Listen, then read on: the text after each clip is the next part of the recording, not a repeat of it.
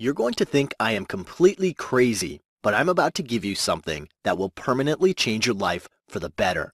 My name is Patrick, and I'm here to reveal secret obsession phrases that spark up a crazy cocktail of obsessive and addictive emotions of love within any man. The moment these secret phrases leave your mouth and reach a man's ears, the chemical process will get triggered inside him that'll make him wish, want, and need you so intensely that he won't be able to make himself interested in anyone else but you. In fact, here's what I want you to do. Listen to what I have to say till the very end. Then, pick any man of your choice, absolutely anyone, even the man who currently hates you or rejected you in the past. Casually whisper my awfully simple obsession phrases into his ear and watch how his eyes intensify with desire. See his face brighten with love and notice his entire body buzz with the purest form of attraction for you and only you. It doesn't matter if you have been single all this time, because these secret phrases will turn you into a mental obsession for every man, and guys will line up just to ask you out.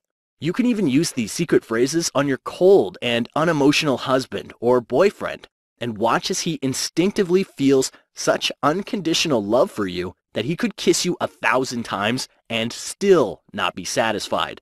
You can even use it on your uninterested ex and psychologically condition him to grow so emotionally attached to you that he would do whatever it takes to get back with you.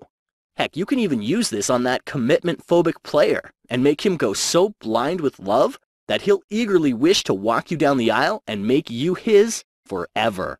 Okay, I know this sounds ridiculous and unbelievable, but don't you dare doubt this for even a single second, because honestly, I went absolutely insane the first time a woman used these obsession phrases on me.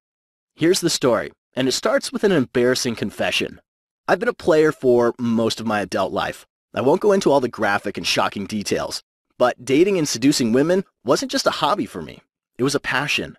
I knew it was an evil addiction, but nothing pleased me more than having a new scorching hot woman in my arms every day. Or every night, shall I say.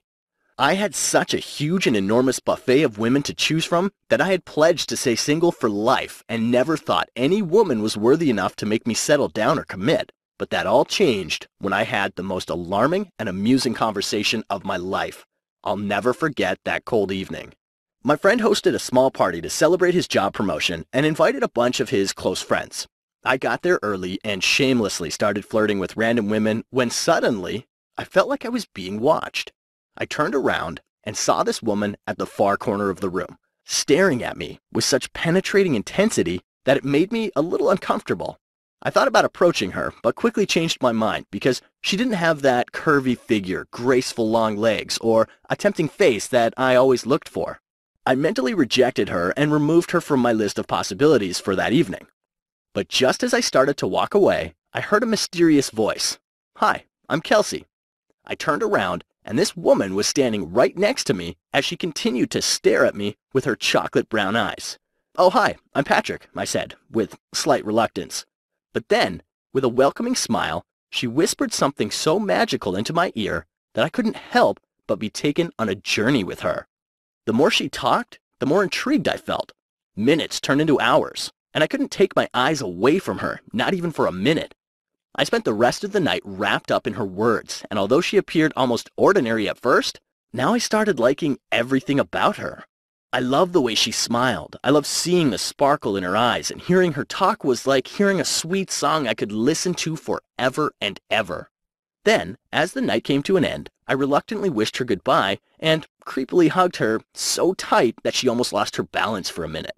I should actually censor this, but I felt goosebumps explode all over me when I felt the soft touch of her body against mine. Over the next few days, I couldn't eat, sleep, or even breathe properly as images of her kept flickering through my mind. She'd stolen my heart in just one conversation. I would go by and meet her every chance I got, and each time it was harder to leave her and come home. Spending time with her turned into the most important priority of my life, and when I wasn't with her, I thought about her. When she didn't call, I felt sad. And all I really wanted was to see her innocent face, feel her soft hands, and drown in her sweet words all day, every day. It was almost like every other woman had become invisible to me, and all I could think about was Kelsey. Heck, I started feeling bored, dry, and a little turned off by women I used to go goo goo gaga over in the past. In fact, the very idea of other women felt wrong now. And that's when it hit me like a lightning bolt, as I realized, oh my God, I was in love. In fact, it was such an intense feeling that I wanted to be her everything, her friend, her caretaker, her lover, and more importantly, her man for life. But this is where things took a strange turn. One evening, I was at her place and we were watching a movie together.